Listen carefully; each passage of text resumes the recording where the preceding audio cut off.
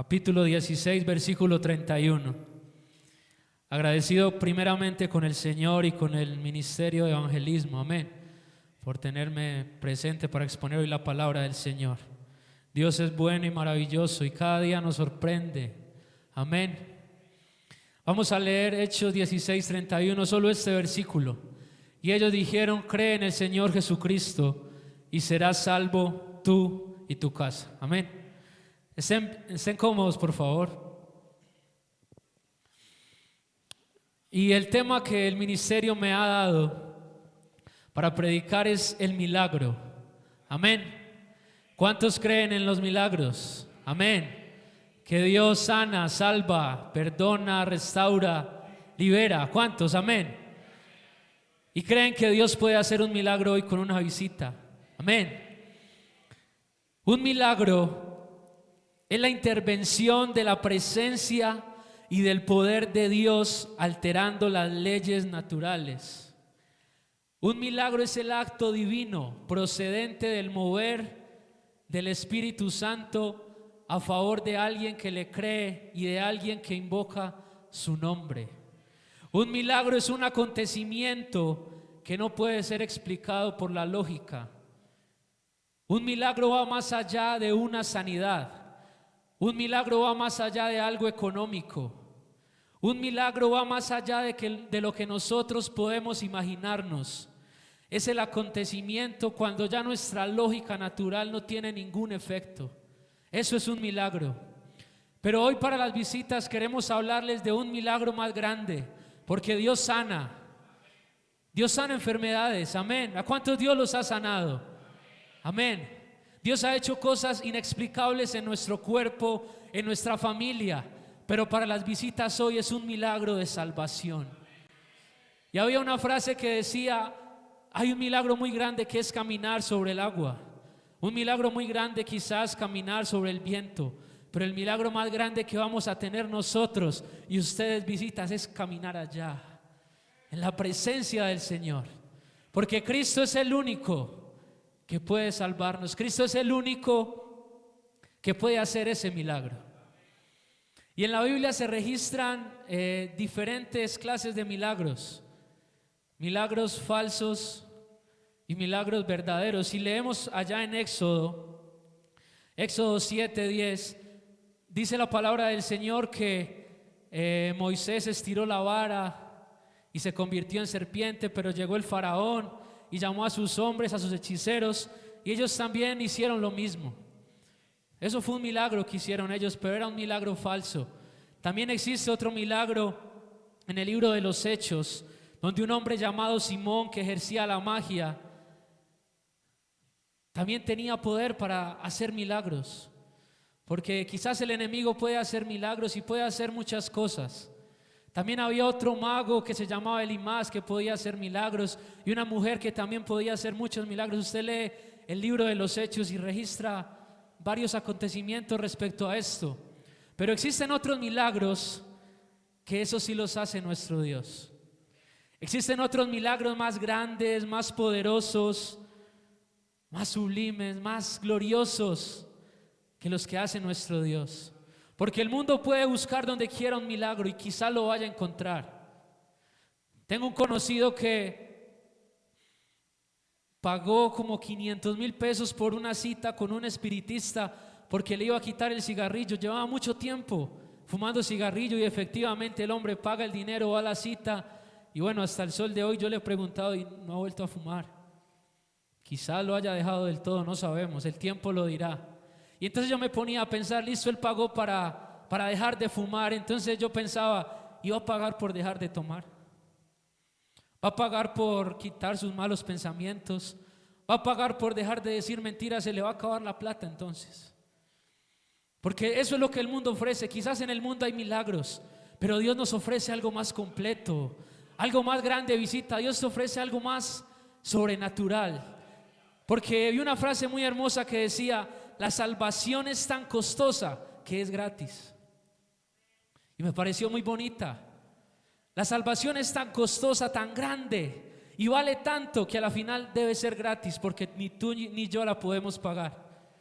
Porque el precio de la salvación no se puede comparar con nada, porque el único que pudo pagar ese precio fue Él allá, en la cruz del Calvario. Por eso yo le decía a este señor, hombre, vamos a la iglesia. Y él me decía, no, yo me quedo en la iglesia donde estoy, así estoy bien, listo. Bueno, quizás estás bien, pero el único que te va a dar la salvación es el Señor. El mundo quizás puede dejar muchas cosas, el licor, el trago, las mujeres, pero el único que te va a salvar el alma se llama Jesús. Él es el único. Bendito el nombre del Señor. ¿Cuántos dan una alabanza al Señor? Aleluya. Y Dios puede hacer un milagro hoy en ti, amigo. Y vamos a ver 3 pasos para recibir un milagro. Estaba investigando un poco y me llamó la atención, porque Dios quiere hacer un milagro hoy en alguien. Dios quiere glorificarse en la vida de alguien, así como se glorificó en mi vida y me salvó, en la vida de todos los que hemos sido bautizados en el nombre de Jesús. Amén. Y el primer paso, amigo, para que tú recibas un milagro es creerle a Dios. Dicen que el cortocircuito de la fe es la duda, ¿cierto? Eso es lo que corta quizás el milagro que Dios tiene para nosotros. ¿Y cuántos hemos dudado en algún momento? Todos, o bueno, yo sí. Yo le he pedido algo a Dios y en ese momento se atraviesa la duda y ahí es donde se corta el milagro. Ahí es donde nos llega el milagro, en la duda. Y eso nos pasa muchas veces. En estos días he tenido una presión laboral fuerte y estaba muy angustiado, muy estresado y una compañera, hermano, es que las piedras le hablan a uno. Y lo que decía el pastor en estos días es cierto. Y esa muchacha me dijo, usted es un hombre de Dios, ¿usted por qué está así? No se estrese, Dios tiene lo mejor para usted. Hermano, yo no sabía si darle gracias a Dios o darme pena, porque las piedras nos hablan. Y yo decía, Dios mío, una mujer que quizás no conoce mucho del Señor me está diciendo esto, y yo que te conozco, que he visto tu poder y tus milagros, me voy a echar a morir por algo quizás tan simple. Porque muchas veces nos falta creerle al Señor. Muchas veces nos falta creerle más a Dios. Y una vez estaba Jesús en Nazaret, dice por allá en Mateo 13, 53, aconteció, mejor el 58, Mateo 13, 58, para resumir un poco. Y dice la Biblia que no hizo muchos milagros allí a causa de la incredulidad. Jesús estaba en Nazaret y él venía quizás de muchas ciudades, de pasearse por muchas ciudades, de glorificarse, de darle vista a los ciegos, quizás el mudo hablar, el cojo saltaba, endemoniados, ser libres. Pero él no quiso hacer muchos milagros allí a causa de la incredulidad de ellos. O sea que quizás cuando hay incredulidad de parte de nosotros, Dios no puede ejercer ese milagro que tanto quiere. Por eso la invitación, porque hermano, donde hay una necesidad es porque puede haber un milagro. Eso me pareció muy bonito, ¿cierto? Donde hay una necesidad, Dios se puede glorificar con un milagro. O sea, donde necesitas tú algo, donde yo necesito algo de parte de Dios, ahí hay una necesidad. Entonces Dios ahí puede hacer ese milagro. ¿Cuántos tienen quizás una necesidad hoy? Todos tenemos una necesidad, no solo los amigos. Nosotros también tenemos una necesidad, o sea que si creemos, ahí ya puede haber un milagro de parte de Dios para nuestras vidas. Por eso el amigo de Jesús, Lázaro, había muerto y Marta le dice, Señor, ¿a qué vas a ir ya? Si ya huele mal, ya hiede, dice la Biblia, ¿cierto? Marta le dice, Señor, ¿a qué viniste ya prácticamente? Si Lázaro ya huele mal, ya van 3 días de que está muerto. Y el Señor le dice, Marta, ¿no te he dicho que si crees, verás la gloria de Dios? Quizás a cuántos amigos les han dicho que ese problema no tiene solución, que ese hogar no tiene solución. Quizás visita, tienes problema con tu esposo, con tu esposa, con tu hijo, con tu hija, quizás económico, de trabajo, y no sabes qué hacer y sientes que eso hiede ya, que ya huele mal ese problema, que no le ves salida. Pero Dios te dice hoy, no te he dicho que si crees vas a ver la gloria de Dios. Amén. ¿Cuántos le dan una alabanza al Señor? Si crees, verás su gloria, amigo. El segundo punto para ver un milagro es ser humildes. Y la palabra de Dios en Lucas 23 del versículo 8 al 10 dice que Herodes, viendo a Jesús, se alegró mucho porque hacía tiempo que deseaba verle, porque Herodes había oído muchas veces acerca de él y esperaba verle hacer alguna señal. Y Herodes le hacía muchas preguntas, pero Jesús no hacía nada. Todos conocemos un poco la historia de quién fue Herodes. Un hombre arrogante que no quería para nada al Señor. Entonces cuando lo vio, dice la Biblia que él se alegró mucho. Pero me pongo a pensar un poco que quizás era algo como hipócrita la alegría de Herodes, porque sabía que lo iban a condenar a muerte a Jesús. Entonces Herodes pretendía que Jesús hiciera milagros y Jesús era mudo, no hacía nada, no respondía nada, porque Dios al altivo lo mira de lejos. Por eso la invitación hoy es, amigo, si tú quieres que Dios haga algo en tu vida, debes reconocer. Debes creer, reconocer y quizás dejar a un lado ese orgullo que no deja acercarte a Dios. Porque eso hace que Dios te mire de lejos, dice la Biblia. Amén. Dios al altivo lo mira de lejos, pero el que es humilde a este lo enaltece, lo pone en alto. Y Dios a ti te ha dado un libre albedrío, tú puedes escoger, tú puedes creer. Y el creer viene a través de una acción que es escuchar. Y tú hoy estás escuchando la palabra. O sea que tú hoy puedes creer. Y esa acción de creer te va a llevar a hacer algo que puede ser humillarte delante de Dios. Que puede ser decir, Dios mío, sí, yo tengo que reconocer esto. Te he fallado y muchas veces has dicho, no, es que yo no mato, yo no robo. Yo no le hago el mal a nadie, pero quizás tienes malos pensamientos, quizás has mentido y muchas veces no reconocemos eso, porque yo decía eso.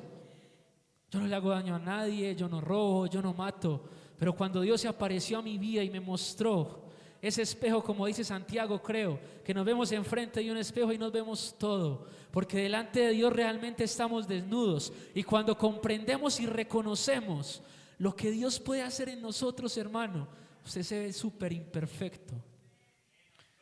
Quizás hoy, amigo, te estás viendo muy bien, pero si tú te examinas un poco con el espejo de Dios, te vas a empezar a ver falencias, nos vamos a empezar a ver falencias. Y entonces yo miraba y yo decía, bueno, quizás me siento bien, pero cuando la luz de la palabra me alumbra y me quita el velo, que es lo que Dios va a hacer hoy en tu vida, ahí donde yo empiezo a decir, sí, Señor, yo tengo que reconocer, yo tengo que arrepentirme, yo tengo que bautizarme, Dios, yo necesito que tú hagas un milagro en mi vida. Bendito el nombre del Señor. Aleluya. Aleluya.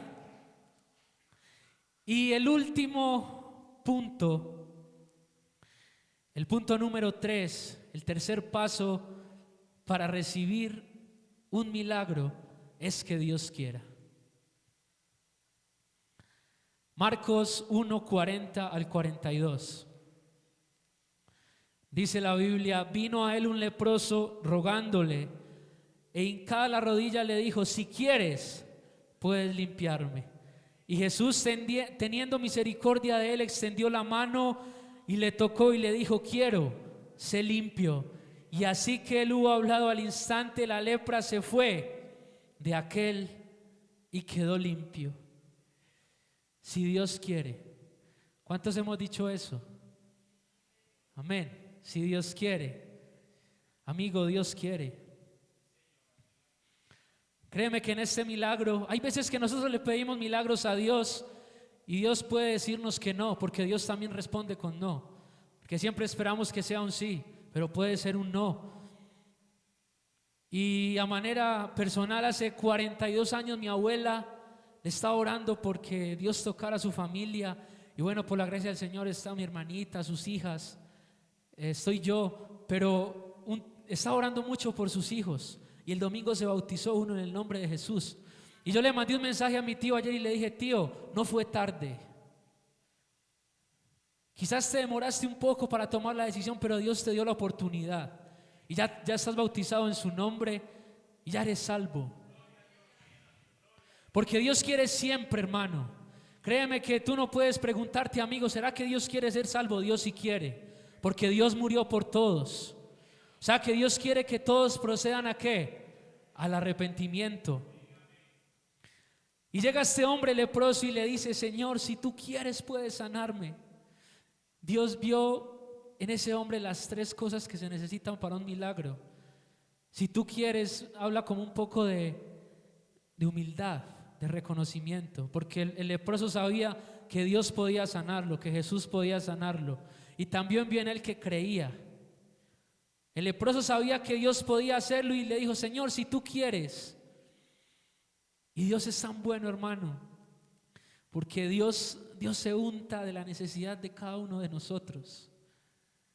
Dios le duele la necesidad de nosotros, y más la tuya, amigo, de ser salvo. A Dios le duele tanto, Dios se unta tanto, que en ese tiempo el hombre que era leproso, la mujer era considerada impura y debían estar aislados. A Jesús no le importó eso, sino que lo tocó. Porque, hermano, Dios se duele, Dios se unta de la necesidad de cada uno, y Dios lo tocó y le dijo: sé limpio.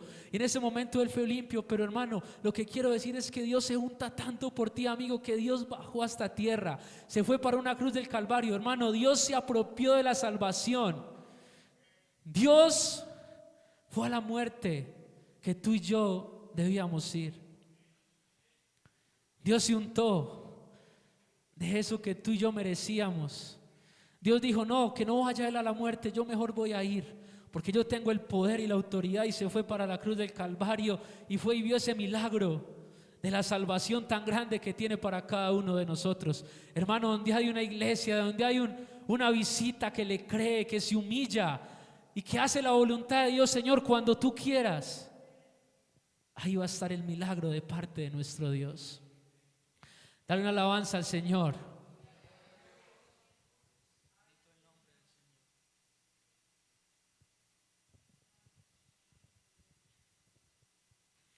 Porque Dios nos hizo sus hijos. Y existen dos formas de que tú y yo tengamos una familia: por adopción o biológicamente. Yo decido tener quizás un hijo, quizás lo adopto, o quizás biológicamente de manera natural. Pero existen unas diferencias, y es que si yo decido tener un hijo biológico, este niño va a nacer y va a compartir muchas cosas mías, muchas cosas que yo tengo, lo que llaman el ADN. Si este niño nace de manera biológica, un hijo que sea verdaderamente mío, este hijo va a nacer con rasgos muy parecidos a los nuestros, al del padre y al de la madre, porque es un hijo biológico y va a tener quizás maneras de expresarse similares, quizás un lunar, una manchita en el cuerpo, los dientes, cualquier cosa. Pero si yo adopto a alguien, si adopto a un niño, este niño no va a compartir genéticamente las cosas que yo tengo. Amén. Me estoy haciendo entender, hermanos. Si yo decido adoptar a un hijo, este niño va a disfrutar quizás de las bendiciones que yo pueda brindarle como padre, como lo que él es, pero en el tema genético no puedo ofrecerle nada, porque no tenemos esa compatibilidad. Puedo darle un hogar, un estudio, una vivienda, y el niño puede vivir bien, pero genéticamente, si nos hacen una prueba, va a salir completamente negativa, porque yo lo adopté. Y Dios a nosotros nos adoptó sus hijos. Pero lo que me parece grande es que Dios nos adoptó, pero nos dio de su esencia. Por eso dice Pedro: todas las cosas que pertenecen a Él, la vida, la piedad, nos han sido dadas por su divino poder, mediante el conocimiento de aquel que nos llamó por su gloria y excelencia, por medio de las cuales nos ha dado preciosas y grandísimas promesas, para que en ellas llegases a seis participantes de la naturaleza divina. O sea que Dios nos adoptó como sus hijos, pero nos dio de su esencia. Nosotros adoptamos a alguien y no podemos darle de nuestra esencia, de nuestro ADN. Sería imposible, pero Dios nos adoptó y nos hizo sus hijos. Ahora somos hijos de Dios adoptados, pero tenemos de Dios esa esencia. Mano, eso es tan grande, ¿no le parece? Eso es tan poderoso, hermano. Dios nos ha dado de su naturaleza. O sea, nosotros tenemos el ADN del Señor aquí adentro. Dios hizo un milagro en nosotros. Por eso dice en Efesios que el que se une a Cristo, uno es con Él. El que se une a Jesús, uno es con Él. O sea que nosotros somos uno con Dios, amigo. Tú puedes ser uno con Dios. Eso es un milagro. Eso es un milagro. Bendito el nombre del Señor. Bendito sea el nombre de Jesús.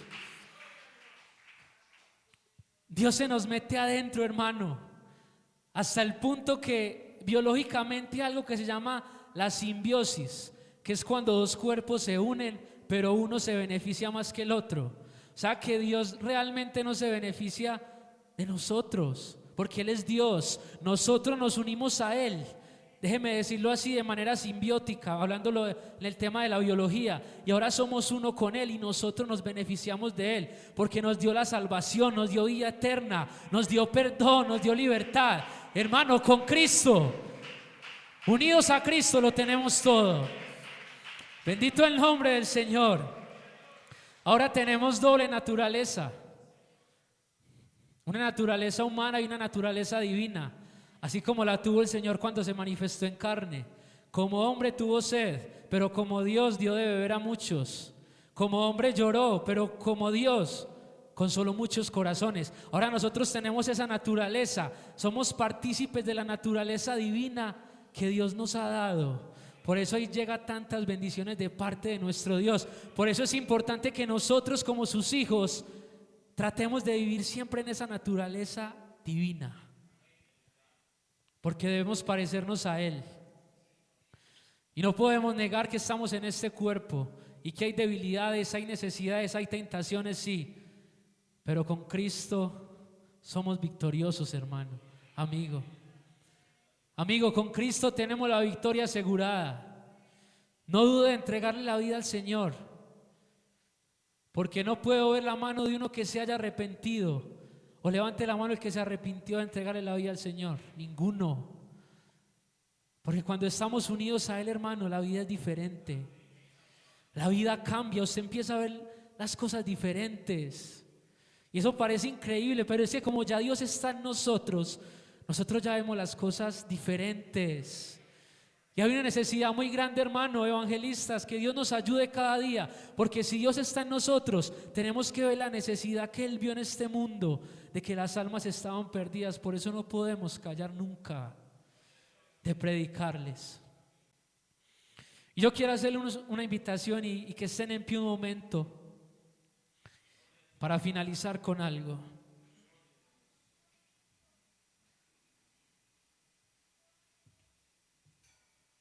Y quiero finalizar con el versículo que leímos en un comienzo. Y quiero leerlo, Hechos 16. Voy a leer desde el versículo 23. Después de haberles azotado mucho, los echaron en la cárcel, mandando al carcelero que los guardase con seguridad. El cual recibido este mandato, los metió en el calabozo de más adentro y les aseguró los pies en el cepo. Pero a medianoche, orando Pablo y Silas, cantaban himnos a Dios y los presos los oían.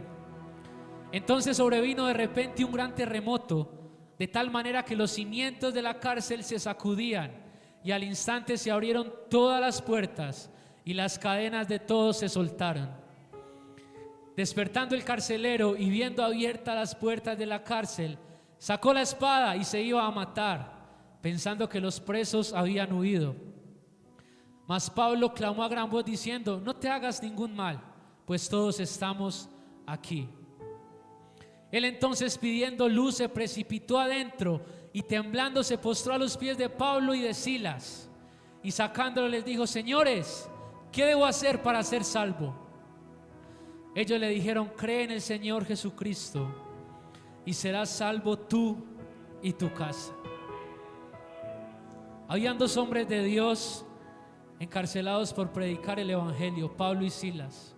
Es una historia muy conocida, pero vi algo que me llamó mucho la atención, y es que estos hombres estaban predicando y los encierran allá y empiezan a adorar al Señor. estaban provocando su milagro. Esos hombres de Dios sabían el Dios que tenían y quizás sin ninguna intención de que algo sucediera. Quizás podían pensar que iban a morir ahí, pero estaban cantando, adorando al Señor. Dice la Biblia, lo leímos, que cantaban himnos al Señor, adoraban a Dios, oraban a Dios. Y quizás en ese momento de dificultad, porque estaban amarrados, no podían moverse mucho, estaban adorando a Dios. Y Dios tiene misericordia quizás y provoca un milagro y hace que haya un terremoto y todo se sacuda. Ahí ya hay un milagro. Imagínese usted esos hombres clamando y que Dios sacuda la tierra y se le caen las cadenas y las puertas se abren. Y ellos tranquilamente se podían haber ido, hubieran quizás huido. Cuando pasa esto, el carcelero se iba a quitar la vida cuando vio que todos estaban sueltos. Y me parece esto grande porque Dios prepara todas las cosas. Y lo que escuchábamos el domingo, ¿usted no cree que Dios preparó un viento fuerte para que el papel y el tratado le cayeran a los pies a esas visitas que estaban acá? Dios puede mover lo natural para ver algo sobrenatural en nosotros. Y Pablo les dice: tranquilo, no se mate. Esto me parece grande, hermano, porque el milagro de salvación iba a llegar a ese carcelero. Y Dios, cuando va a hacer una obra, la hace de inmediato. Y ese hombre se iba a quitar la vida y le dice: no, no lo hagas, aquí estamos, nosotros no vamos a salir corriendo. Dios ha hecho un milagro en nosotros, ahora Dios va a hacer un milagro en ti. Yo no sé qué pudo haber pasado en la mente de ese carcelero. Quizás cuando eso sucedió dijo: voy a quedar sin empleo porque se me volaron los que tenía aquí presos. Quizás el carcelero dijo: se me va a llegar un problema tan grande. ¿Qué tal magnitud era el problema que le iba a llegar, que se iba a quitar la vida? Y Pablo le dice: no lo hagas, aquí estamos, no vamos a huir. En ese momento Dios hace algo en la vida del carcelero, porque él reconoce que tiene que ser salvo. Yo no sé Dios qué hizo. Dios hizo el milagro de la salvación en él. Quizás eso fue en cuestión de minutos. Y le dice: ¿qué tengo que hacer para ser salvo? O sea, los hombres que el carcelero estaba encerrando, quizás estaba cuidando, vigilando, quizás golpeando, en cuestión de minutos le dijo: ¿qué tengo que hacer? Y se postró ante los pies de ellos y le dijo: ¿qué tengo que hacer para ser salvo? Hermano, Dios mueve lo que sea. Quizás esa escena de Pablo y Silas sucedió de parte de Dios para salvar a esa familia. ¿No cree usted eso? ¿No cree que usted, amigo, hoy tuvo un momento difícil en su trabajo, casi no llega a este lugar, pero Dios te está esperando para hacer un milagro en ti? ¿No crees que la situación difícil que estás viviendo, que déjame decirte, quizás estás a punto de enterrarte la espada, pero hay un Dios que te está diciendo: espere, no se la entierre, porque yo voy a hacer algo grande en su vida hoy, en su familia? Bendito el nombre del Señor. ¿Y sabe qué es lo que me gusta? El versículo 32, por favor. Dice el versículo 32: y le hablaron de la palabra del Señor a él y a todos los que estaban en su casa. O sea que después de eso se fueron para la casa del carcelero a predicarle. Y el versículo 33 dice: y él, tomándolos en aquella misma hora de la noche, les lavó las heridas. Ese hombre que quizá los estaba maltratando, en cuestión de minutos Dios les revolucionó la mente, el corazón, hizo un milagro en él y les estaba ya ayudando, les estaba sanando las heridas. Y enseguida, ¿qué? Se bautizó él con todos los suyos. Y yo quiero invitar a una visita en esta noche que venga a este lugar, un amigo que quiera recibir un milagro de Dios. Yo quiero hacer una invitación especial a alguien, a una visita que ha llegado con una necesidad de parte del Señor y que le diga: Señor, necesito un milagro en mi vida. Estoy a punto de morirme quizás. Estoy a punto de enterrarme la espada porque no veo salida. La situación en mi hogar está difícil. Mi esposo quizás no quiere que yo venga a este lugar. Mi esposa no quiere que yo venga. Quizás me toca venirme a escondidas, quizás me da pena venir a este lugar, quizás mi abuela, mi hermano me mantiene diciendo, vamos para la iglesia, pero yo le digo, ay, qué pereza. Hoy estás aquí con un propósito grande y Dios quiere hacer un milagro en tu vida. Vamos a orar, amén.